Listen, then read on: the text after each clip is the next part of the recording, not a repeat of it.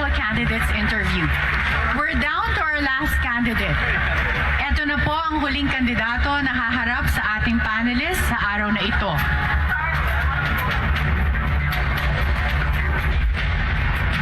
Sa gitna ng samot-saring isyong ibinabato laban sa kanyang pamilya, nananatiling matibay at may paninindigan para sa bayan, bitbit ang mga pangakong pagbabago para sa ikabuutan ng bansa, trabaho para sa mga Pilipino, murang kuryente, industrialisasyon, kalidad na edukasyon, reforma sa iba't ibang sektor, at pagkakaisa ng sambayanang Pilipino ang sentro ng kanyang kampanya. Bilang Pangulo ng Republika ng Pilipinas, sinabi ko na ako'y tatakbo dahil ang aking layunin, ang aking pangarap para sa ating bansa ay ipagkaisa muli ang sambayanang Pilipino. Pagandahin po natin ang ating minamahal na bansang Pilipinas. Sama-sama po tayong papangunin. Tumatakbong Pangulo mula sa Partido Federal ng Pilipinas, Ferdinand Bongbong Marcos Jr.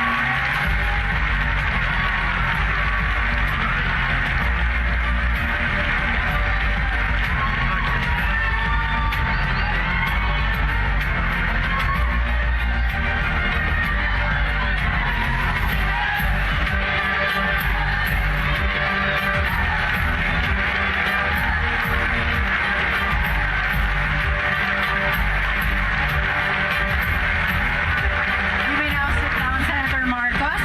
Thank you. Good evening. Good evening.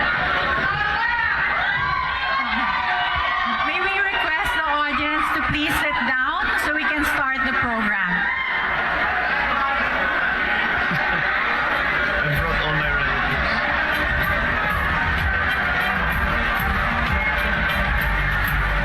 Everyone, can we ask everyone to please sit down so we can start the program? Okay. Thank you for your cooperation. Thank you.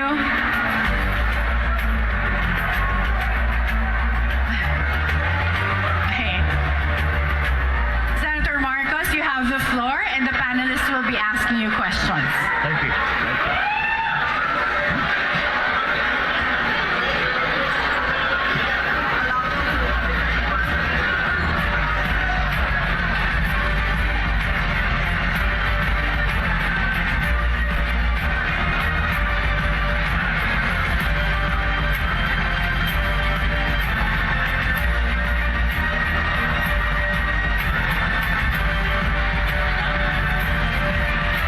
Hi, good evening, Mr. Marcos. Good meeting you, ma'am.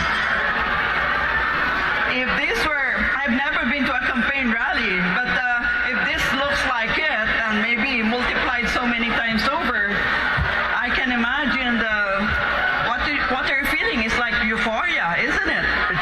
Because we're not even involved and we're feeling euphoric here. It's very encouraging, ma'am. That's true. Okay, this is the second time we're going through this, but this time it will be banter, nothing aggressive nor belligerent. You have the thickest portfolio here. I I counted more than 50 pages, which were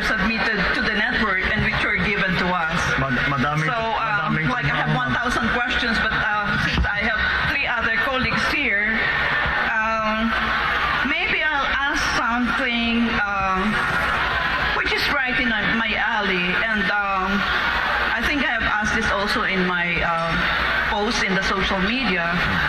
And post-Ukraine, assuming that you have a peace agreement within the next 2 weeks, which is more likely, do you see a new political and economic order, but this time you have other political actors like Moscow, Beijing, and even Tehran? Yes. What's your take on that? There will be a new world order because I have, I think, watching Ukraine and seeing the developments, and which are not exactly going the way of that the President Putin would have wanted it to. I suspect there will be domestic implications to whatever the peace agreement is going to be. I hope you're right, Nan, that it will be done in 2 weeks because we are the entire world is suffering. But there will be a very big change because the the idea, I think some of the analysts have said, I don't know if you agree with this, is that President Putin is trying to reconstruct or recreate the Soviet Union under another name. So perhaps this was his move. Should he weaken as a political figure in his own country, in Russia, then certainly that policy of trying to gain territory through whatever means, as he says, because to provide for him a buffer to NATO, whatever the reason might truly be. I think that will have to be restudied by whoever will be most dominant in Russian domestic politics after Putin. So yes, I believe there will be a new world order, and I think I am certain that Tehran and Beijing are watching very, very closely what will happen to Ukraine. There will be a geopolitical balance of power. It also depends on what the reaction of the EU and the United States will be. I think the United States we can predict fairly accurately. EU is in a more difficult spot simply because they are highly dependent for their energy to Russia, and how they will balance that. I know that that the President Biden has just signed with the EU a deal to supply from the United States and from other countries 15 billion tons of gas, which will cover some of the needs of the EU. But again, that's not something that can instantly be made to instantly be applied. There will be a transition period because it is a very large economic infrastructure that has been developed for Europe to take advantage of the gas supplies out of Russia. These are all terribly large forces, and inevitably it will change them. Yeah, well, it seems like a future scenario in mind. But what I have used really is from a content analytical perspective, using events data analysis, meaning I'm paying attention to the verbs being used in Spanish, by the way. Putin will not allow the conflict to spill over. It will encapsulate within the Ukraine, a conflict area. And that, yes, I still believe that within the next 2 weeks you have a peace agreement. I sincerely hope so, because misunderstandings, mistakes can occur. With Poland being right there on the border of Ukraine, we already have had reports of missiles that mistakenly flew into Poland, and these are the kind of things that we have to be very careful about. I think maybe that is one thing that they can agree upon, Russia and the West, as we have referred to it often. Marcos, earlier, I don't know if you were around already when I asked questions about the project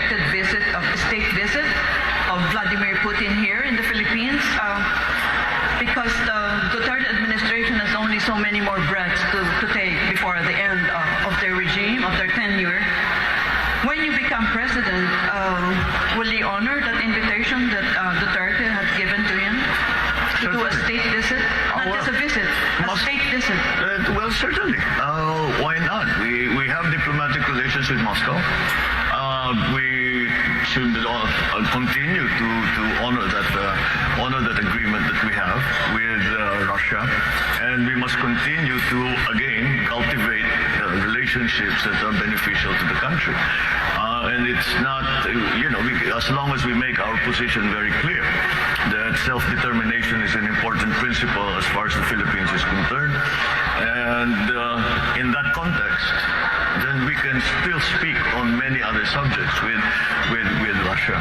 Yeah, so that means you are not telegraphing something to the United States of America by welcoming Vladimir Putin in a state visit. It need not be Russia or Vladimir Putin, any country. I think that would like to come and visit and would feel that there is something beneficial to be gained by furthering, strengthening relationships between our two countries is something that we should always be open to. Thank you. Thank you, ma'am. Good evening, Mr. Marcos. Good evening.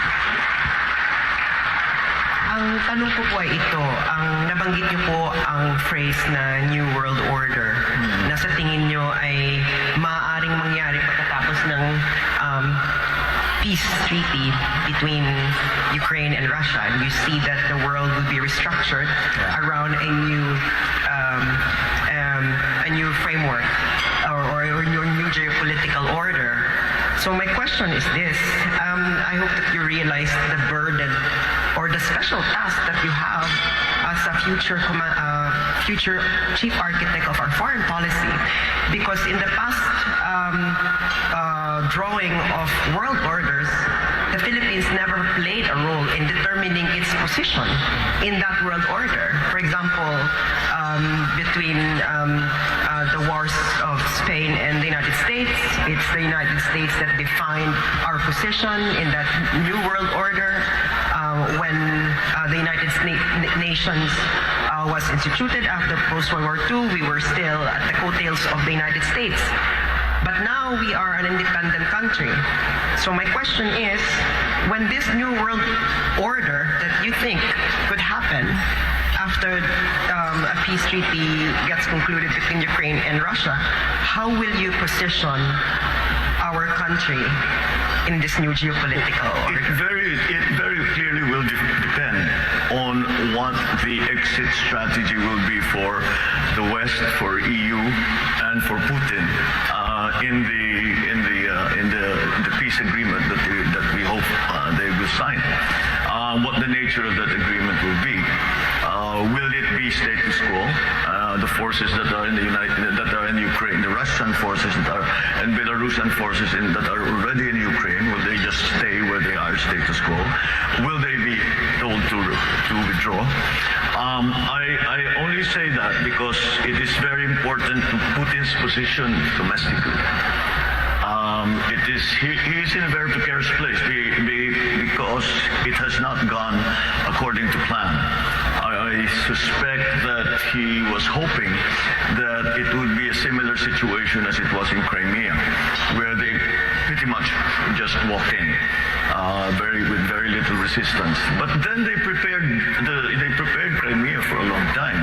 They were helping the rebel groups, the Russian-speaking groups, and they were developing them.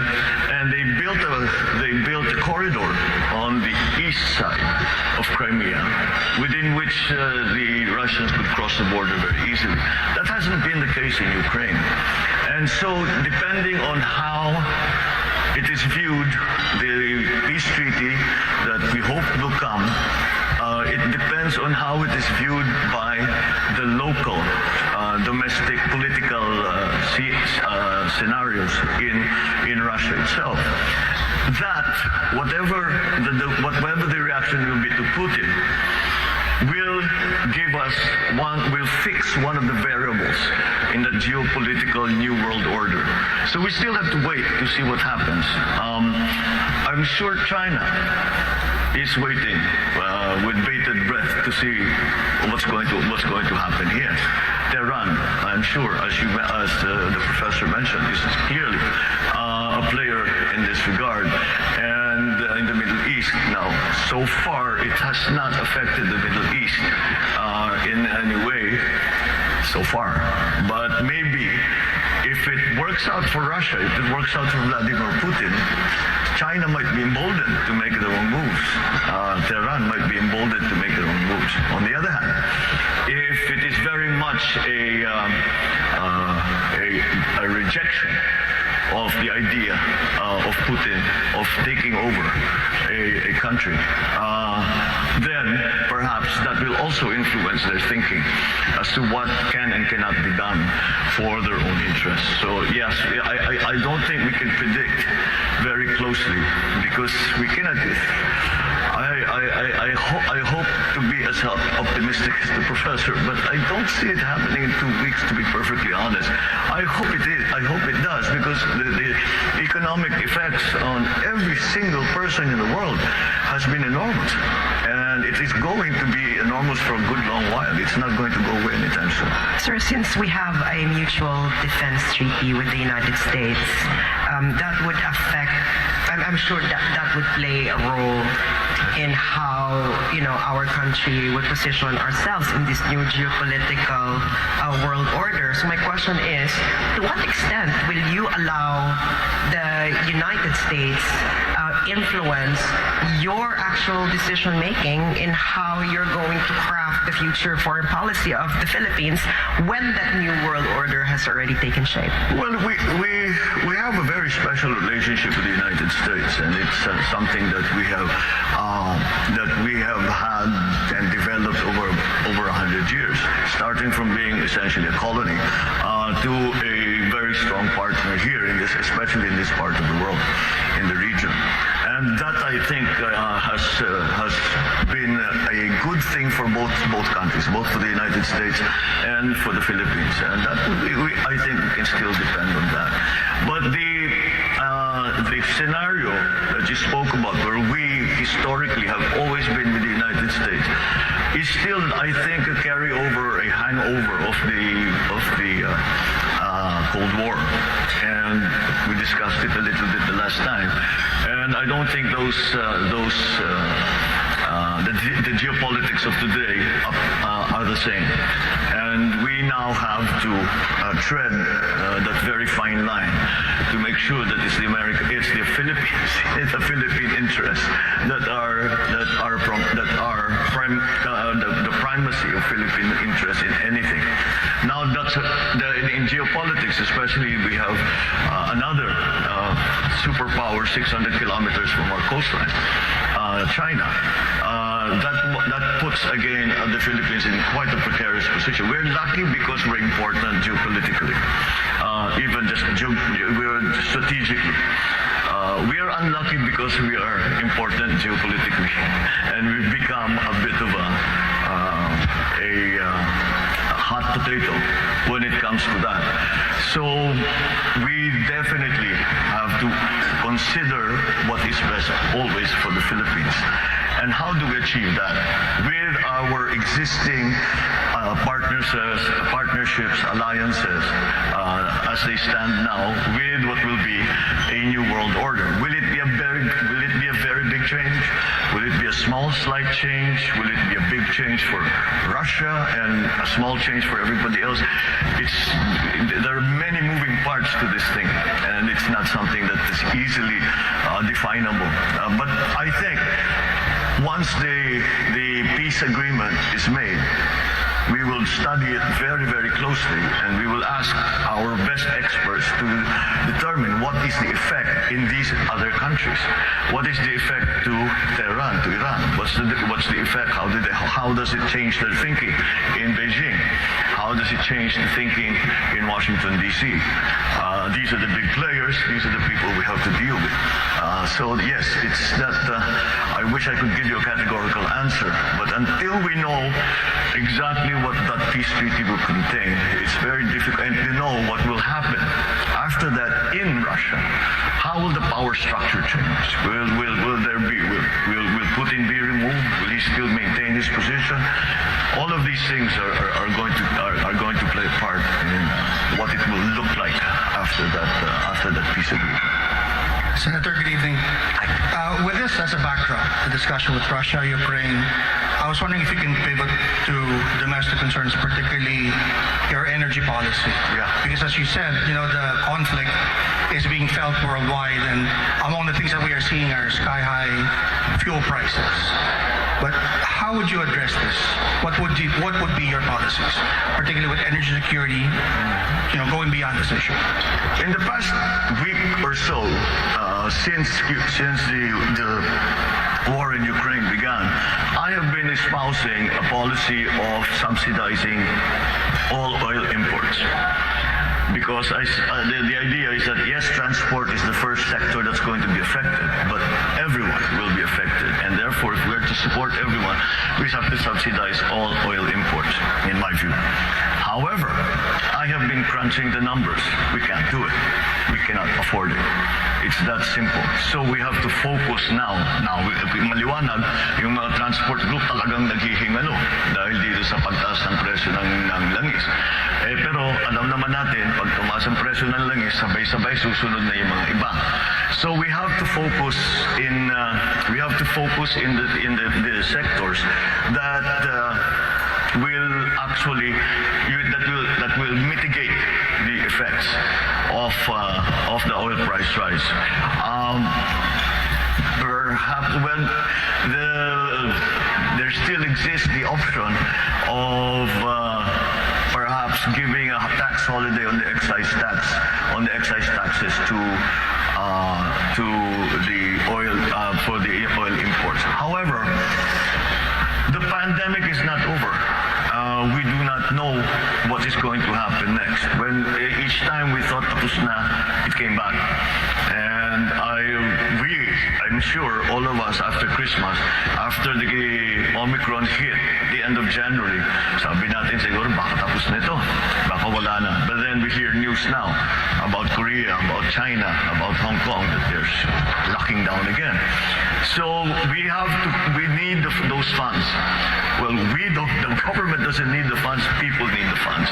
And so we will still have to continue to collect as much as we can in preparation for any possible occurrence in terms of the pandemic. Baka may bagong strain, baka may babalik. But I don't think we will ever return to a time of lockdown anymore. Senator, just before we go on break, I was wondering if you can clarify your position on the oil price stabilization fund, because there's been some talk in social media to report, but I don't know if you are. Of course, the appeal is that there will be subsidy when prices are high, yes. But the downside is that prices will remain high because when global prices dip. Yeah. And there's the argument, of course, that the market is always more efficient in determining prices. Could you clarify your position? No, I think it is not to change the price of the oil. It's to change the rate of change. It is to try and mitigate the rate of change. So that, let's say, if the price increase is from Sunday to Monday, instead of increasing the full, let's say we're going to increase by, 5 pesos, let's say. Instead of doing it all in one shot, we do it slowly because we have a stabilization fund. There is no way to bring the price of oil down from the Philippines. We are at the mercy of the oil producers. We in the Philippines, if I'm not mistaken, are 0.07% of the fossil fuel market, and therefore have very little influence on pricing. And we produce very little in terms of oil production. Malampaya is about they say will dry up in the next 2 or 3 years. So yes, it is a very, very big problem. But the OPSF that I proposed is really to lessen the impact, and instead of making the impact instantaneous, we will try to make it happen over a longer time to give businessmen, consumers more time to adjust and to plan for the new regime of oil prices and oil products that would come to the Philippines. Senador, kung may time pa? We'll have to take a short break for now. Yes. It's okay. Sorry, Rolex. Yeah, unfortunately. unfortunately, I've become the symbol of the human time clock. But the panel will still have a lot of questions for you, Senator Marcos. Unfortunately, we have to interrupt for a short break. So to everyone watching, don't go away. The Deep Probe SMNI presidential interviews will be right back.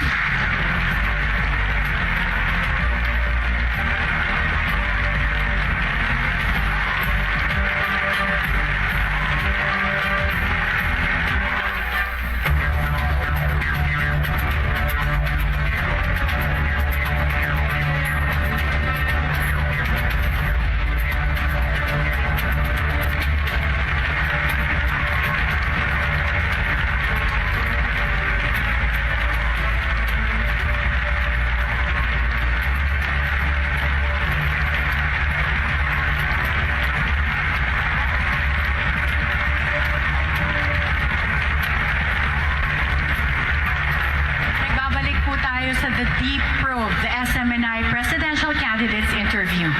And right before the break, the conversation between presidential candidate Senator Marcos and the panelists was spanning several issues, including the geopolitical conflicts and the oil price crisis. Now we will resume the questions from the panels. Magandang gabi po, Senator. Good evening, Rolex. Ang katanungan ko po ay tungkol sa power. Alam niyo po yung IPIRA, hinati yung bansa natin. Electric Power Reforms Industry Act, IPIRA. Ngayon po ganito, recently ang Malacanang po ay naglabas. Pinirmahan ng Pangulo, Executive Order 164, adding nuclear power to the energy mix. And among others, to study the viability kung pwede pa natin i-operate yung BNPP at ang iba pang mga facilities para sa paggamit ng nuclear energy. Pwede mo malaman kung ano yung isip nyo po tungkol dito? Kasi po mangyayari sa sunod na termino, ang 18 milestones. Ito po yung unang hakbang lamang. Marami talagang pinag-uusapan. Energy is hard. Ito, aaminin ko sa inyo, talagang pinag-aaralan ko, napakahirap ayusin. Dahil nga, yung ating sistema, the IPIRA law, marami talaga naka-contain dyan na kailangan pag-aralan ulit. Because ang reklamo sa buong bansa, both na consumers lamang at saka yung mga negosyante, kasi lagi natin napapag-usapan mga foreign investors na nagre-reklamo sa power, pati local investors. Kaya ang investment sa Pilipinas is not capital intensive. Yung mga investment sa Pilipinas short term lang, kuminsan hot money lang ang pumapasok, pasok-labas lang yan. It doesn't build anything. So that is it. It is a major problem.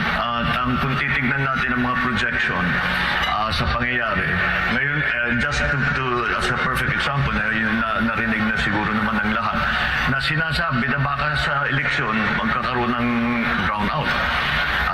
Kaya dahil nasa gitna na tayo ng summer, ng tag-araw. Kaya yan ang maliwanag na maliwanag, kulang na talaga ang power supply doon sa ating requirements. At saka yung idadagdag pa dapat natin para makapag-industrialize tayo na mabuti. Kaya it's something that has to be attended to. In other words, kailangan natin lahat. Kailangan natin lahat ng makuha natin na power sources para mabigyan tayo ng mas mura at mas malawak at mas reliable na power supply. Ngayon, maaari nating i-expand yung ating hydro, expand natin yung ating geothermal, but there's a very simple idea when it comes to the energy sector. It's something called the base load. The base load is the load that never goes away. The demand that never goes away.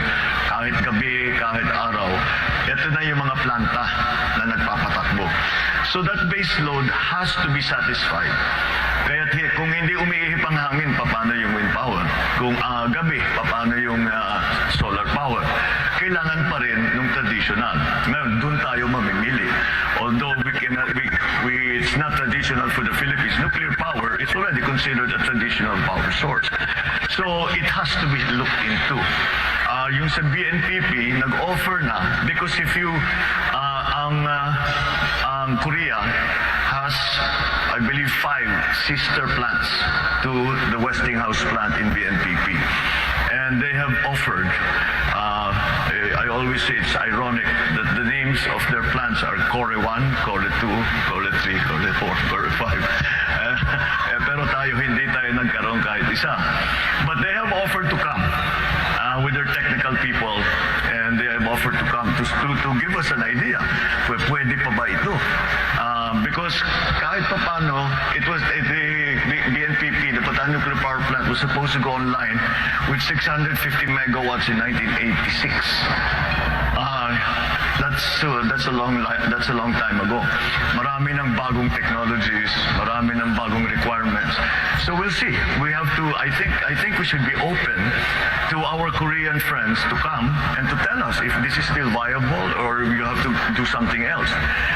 When it comes to nuclear power as an idea, let's just follow the science, because dito naging political sa Pilipinas.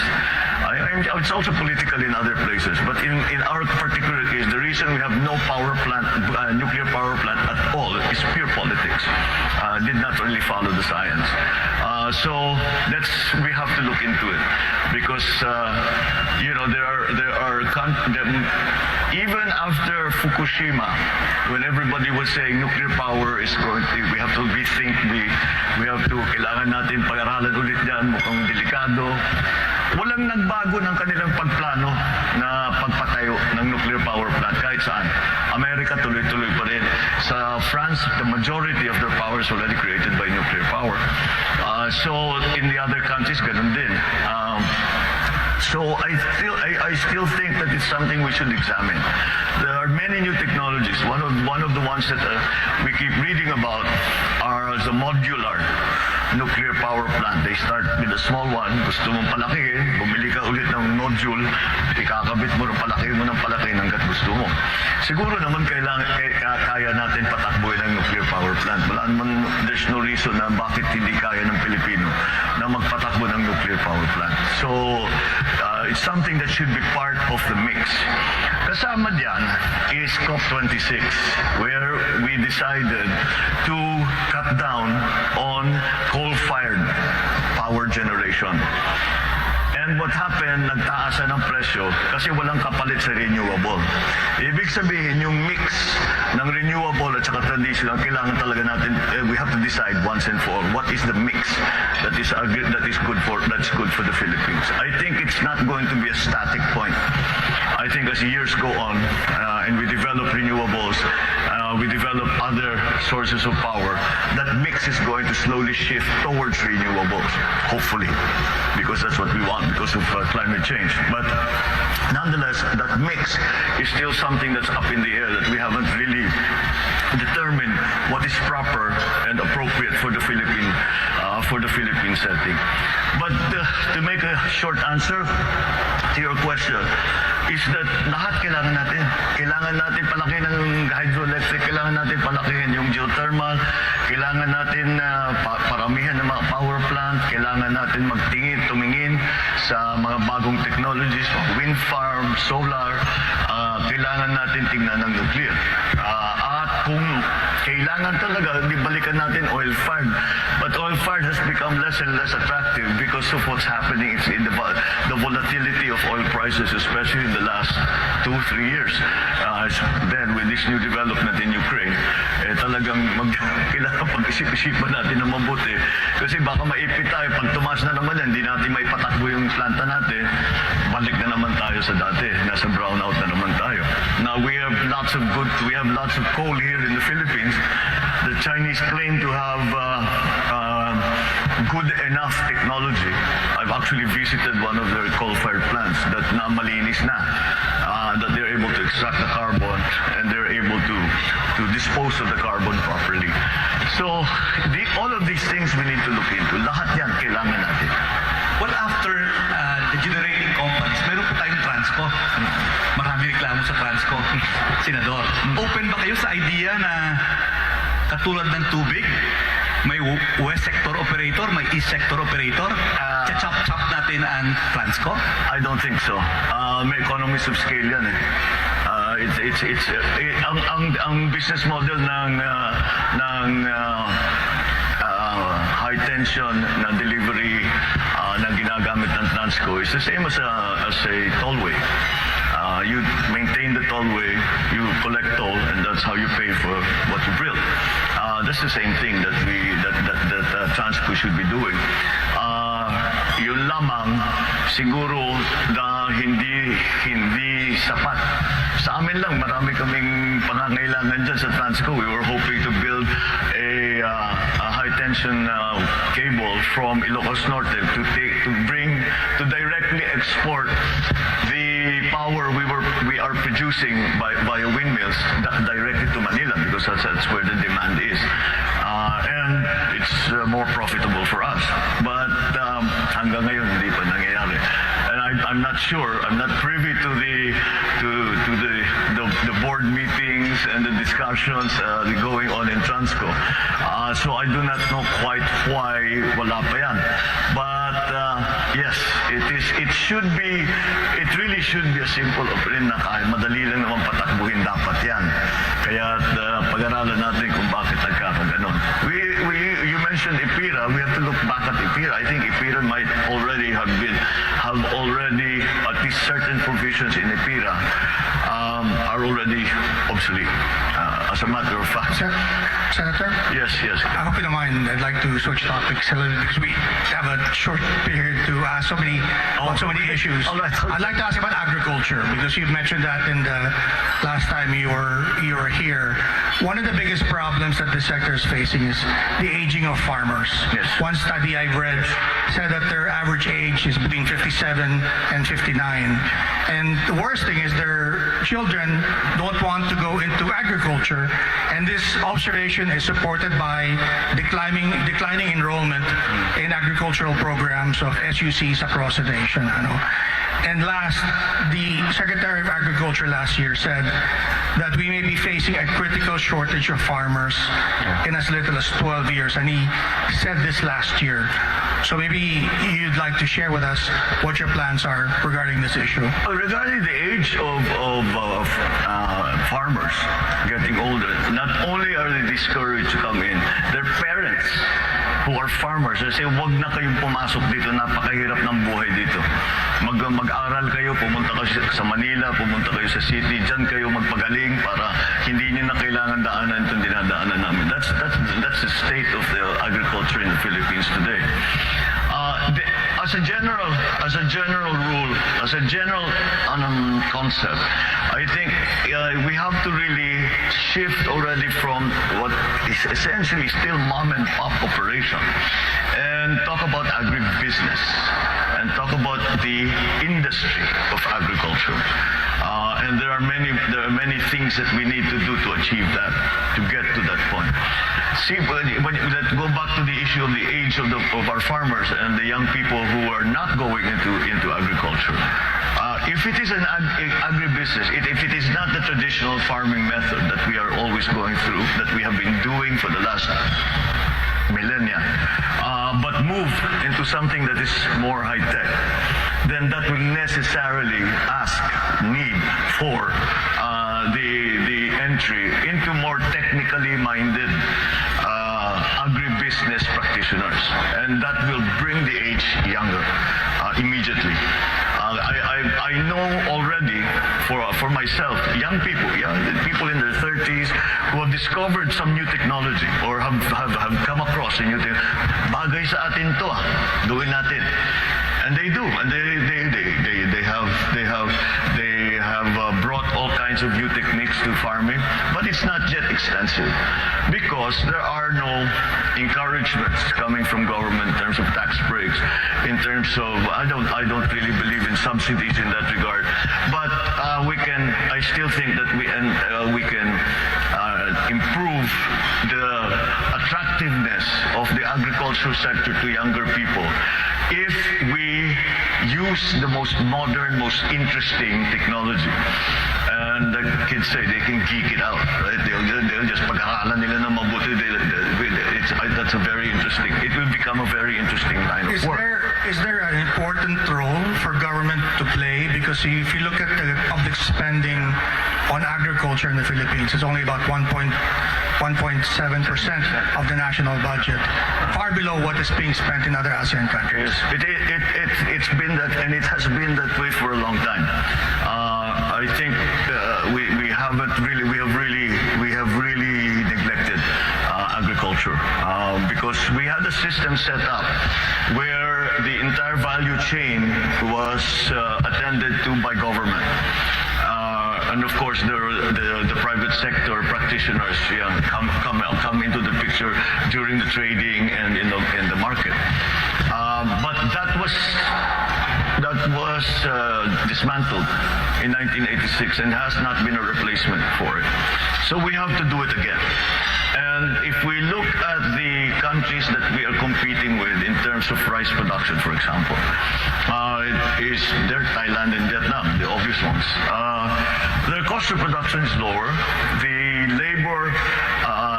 The labor segment of their production cost is 1/2 of ours, and that's due to mechanization. We have not mechanized at all. It's going to take. It's not a simple thing because we have to organize now to be able to mechanize properly, to use the big machines, the big tractors, the big harvesters. Yung nakikita natin sa ibang bansa na ginagamit na kalaki-laki, na ang bilis-bilis, siguro sa isang araw, ilang hektarya na nakocover nila. Pero ang average na land holding dito sa Pilipinas is less than 1 hectare. So hindi mo magamit yung mga ganung klaseng makina. So the way to do it, or the way we did it in Ilocos, was we organized the cooperatives. And in that way, we were able to take full advantage of economies of scale. And I think that's what we need to do here in the Philippines now. But there are other things that need to be done as well. I think the fact that we are importing galunggong has been made very, very public. It's been very, very clear that it is quite a surprise for us to get into that situation. But again, it really comes from a neglect in the agricultural sector. So the things we have to do the research and development for the new varieties, for the new yung nag-aalaga na hayop, paano yung gagawin yung pagkalat ng mga inahin. Again, these are different schemes that we have to put together. In our fisheries, there is a very, very good potential for us kung ayusin lang natin ang ating kinukuhanan ng isda. Number 1, bigyan natin yung mga mangingisda na mas malaking bangka. Maliliit lang yung bangka nila and they have to go out already 12 kilometers kasi overfish na dito sa loob. And then of course patrol so that maraming nagpo-poach sa atin. So we have to have all the best techniques and technologies for our farmers and for our fisher folk. So that's just the beginning of it. And then the support. Now one of the biggest problems that the agricultural industry is facing right now in terms of crops is urea is 2,500 pesos now. And we know of many areas where farmers just didn't plant. And that kills our production. Taas na naman ang importation natin. Because minsan, kung kulang talaga. Kung pabayaan mo yan, tataas naman ang presyo, hindi na kaya ng tao. Kaya talagang kailangan ayusin yung agrikultura. So you have to support, the government has to support that. In this question of urea, for example, siguro ang gobyerno lang bibili in bulk. Hundreds of tons of urea and then isama na yan sa production loan bago planting season. Magbibigay ka ng production loan sa farmer. Yung iba pera, yung iba seedlings, yung iba abono, the fertilizer at saka yung pesticide. And then you could support them with new techniques, the techno demos, teach them what are the new plants, what are the new techniques, how you can save water, how you can save on the other inputs, etc., etc. And then the processing. It is not should not really be allowed anymore. Dapat in the year 2022, dapat wala na tayong nakikitang palay na tinutuyo sa highway. Dahil dapat meron na tayong binigay. Yan, si Rolex knows this well from because sa local talagang yun ang problema eh. So, tapos yung mga milling, dapat talaga meron tayong milling na small scale, large scale, depending on what everyone. So, the value stays with the farmer. Hindi pumupunta sa trader na may malaking milling na planta. I mean, there's nothing wrong with the traders. They have a part to play. But let's keep as much of the value added and give it back to the farmer. And then, if we are able to do that, gumanda ang ating production, bumura ang ating production cost, we can directly sell it. And the kadiwa is the example that we always use. We can sell it to the public at a lower price, assuming the government will not make a profit, because the government should not make a profit. So they should be able to sell these basic agricultural products for less. Mr. Marcos, we all know that your campaign's theme is unity. And recently, you made a statement on an issue that, would test your call for unity, because this issue is really polarizing in our country. And I'm referring to your statement on LGBTQ rights. And so my question is, there are a lot of interests that had to be balanced here, especially that even though that we are a secular country, our people, around 80% of our people have really, really strong religious beliefs, and these two things, are always contrary to each other. So my question is, how will you balance the legitimate aim of protecting the rights and welfare of LGBTQ people while at the same time respecting the legitimate interests of religious groups that they can freely pursue their belief on this matter? I don't think LGBTQ issues are polarizing in the Philippines, honestly. I think we are much more open-minded about it, considering the fact that we are in fact a very Roman Catholic country. But then you must, and so that I don't think it's polarizing at all. I think Filipinos are, I don't know how to put it, but we're much cooler than most other places when it comes to these things. And I think when I talk to members of that community, wala namang hinihingi na special treatment ang mga LGBTQ. Huwag lang do not discriminate against us. Yun lang naman yun eh. We don't want a special program for you, for ourselves. We want to do something. Just patas lang. Patas lang. Pare-pareho lang. Na kahit LGBTQ kami, kahit matanda kami, kahit come from the wrong place, I don't know, whatever. All forms of discrimination are some things that we have to guard against, because that's corrosive. That just gets in the way. It doesn't help. It doesn't help anything. So that, I think, is the approach to LGBTQ issues: is just fight discrimination every step of the way. There's a pool of talent in every sector of our society that we need to take advantage of, and so we cannot exclude any part and say hindi pwede yan, hindi na ayaw namin sa ganyan. And let me get to the point. I mean, LGBTQ, Roman Catholic, you will say that it's a. What did the Pope say when he was asked about same-sex marriage, same-sex union? Let me correct myself. Same-sex union. And I think the Pope said it perfectly. Who am I to judge? And that's the attitude that all of us should have. And with that, I think we'll go down the correct place.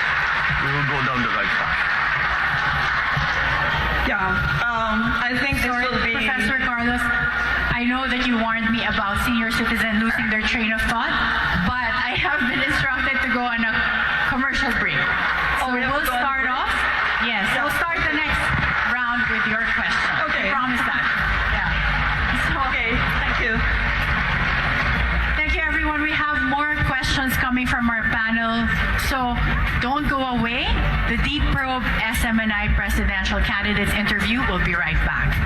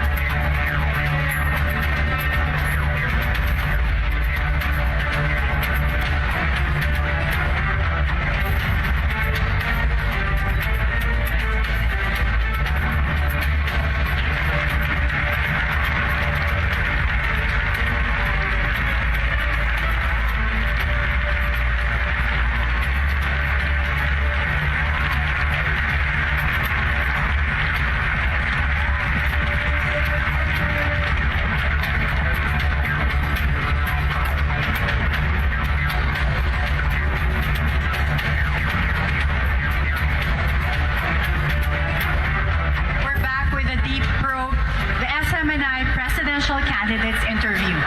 And again, 1 hour went by so quickly. So we're down to the last question for our last candidate for the evening. To start off with our last question, Professor Carlos. Okay, there is, I know, Mr. Marcos, that Professor Carlos, I know you're gonna love me for this. You're wearing your sunglasses again. sorry again. Ay, mag-forgive na kayo, ha? You will all be 75 also. Unless you die young. Hello. Umilit pa yan. Okay, Yes, ma'am. I have a sense that this will be the last time I shall interact with you in a venue like this. So, let me introduce something which I have tested in my class on elites in politics. And this involves moving into an area called predicting leadership decision making. So I hope you don't mind if I give you 3 short questions, but they are related to each other. And it will give our people a chance to know you in terms of your leadership style. The first question is, do you think that you're basically an optimist rather than a pessimist? Number 2, do you think you are basically a high-risk taker rather than a low-risk taker? You'll notice the 2 are related. And the third question is, do you think you are Machiavellian? Well, the first question is if I'm an optimist or a pessimist. I'm essentially an optimist. And the reason I'm essentially an optimist, because especially when we talk about the country, we are optimists. I am optimistic because our biggest asset is the Filipino people. And I try to be very objective about it, ma'am. I have traveled all over the world. I have not met a better people than Filipinos in every possible. Am I a risk taker or not? When it comes to national issues, I tend towards the conservative only because a mistake will cost so much suffering to so many people. In other words, you have to be very careful with the decisions you make. And it's not something that you do offhand. You think about it very hard. You talk to as many people as you can. And you make absolutely certain that you have done everything that you can possibly do to make whatever your plan is, to make it work. Am I Machiavellian? Well, I've studied him quite thoroughly. And I know very many Machiavellians in my life. But It's not Machiavelli in terms of taking every means to produce an end. Not the other Machiavellian, the bad Machiavellian. Well, certainly, we have to be aware of everything that is going to help whatever it is that you are hoping to achieve.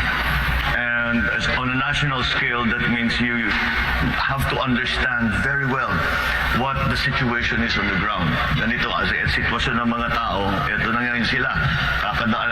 Nasa gitna pa ng pandemya, walang trabaho yung mga yan. Maasa pa rin yan sa tupad, sa IX, etc. O paano tayo lalabas niyan? Where will what are the other countries doing? Kailangan maging maingat so I suppose in the same sense as you say that these questions were related, it's a way of being careful and being very, very knowledgeable about what are the things that have to come into play so that you will achieve success, whatever that success, however you define that success. So in that sense, yes, ma'am, I am a Machiavellian. Yeah, thank you. In future, if you have time, please come to the university and I will discuss with you. It's called the Operational Code Construct. Thank you very much. Oh, I would love that. Thank you so very much. Thank you.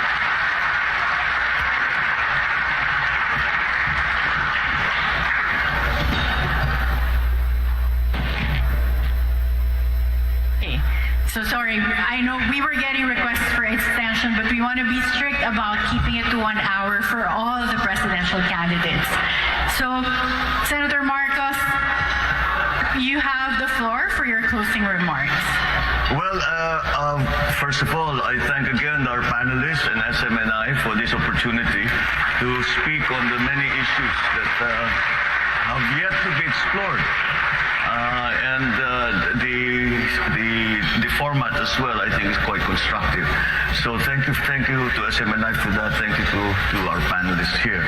I hope to continue to lay out what programs that form a part of the platform, the planks of the platform, for the possibility for the next administration, for the possibilities for the next administration. And that's why such opportunities such as this are very, very important. And I hope that we have been able to impart some of the ideas that I'm examining and trying to put together to bring to the next administration should I be elected to the presidency. So we hope that we continue with this discussion. I hope that people come and think about it. And if they have any ideas, please come and tell us because we need to hear from everyone.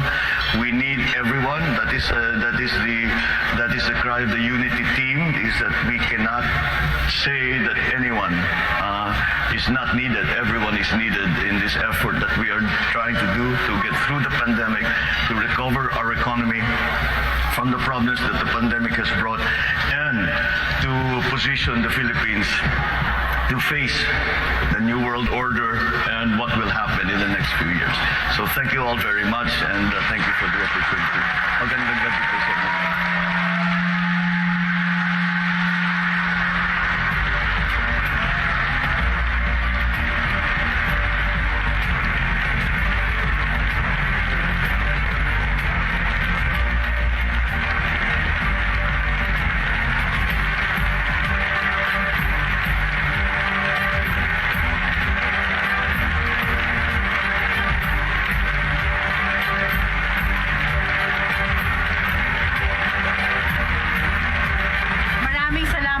Senator Bongbong Marcos, and maraming salamat to all our panelists.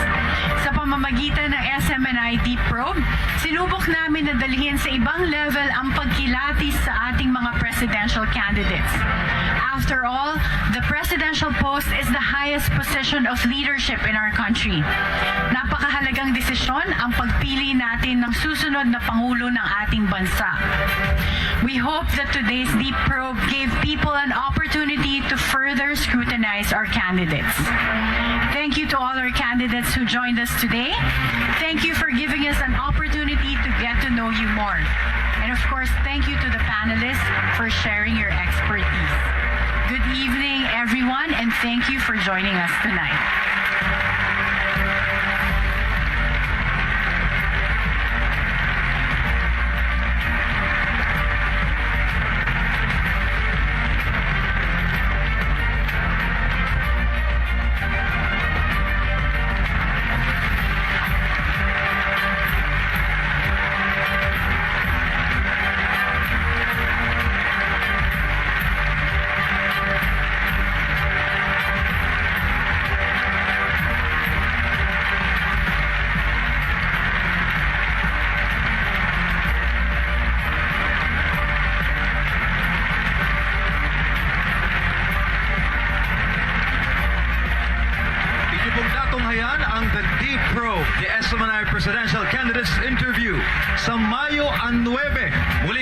bayan nating mga Pilipino ang kapangyarihang pumili ng susunod na mga lingkod ng bayan. Silang magpapatuloy ng pagsusulong ng pagbabago sa ating bansa. Silang makakakuha ng tiwala ng taong bayan.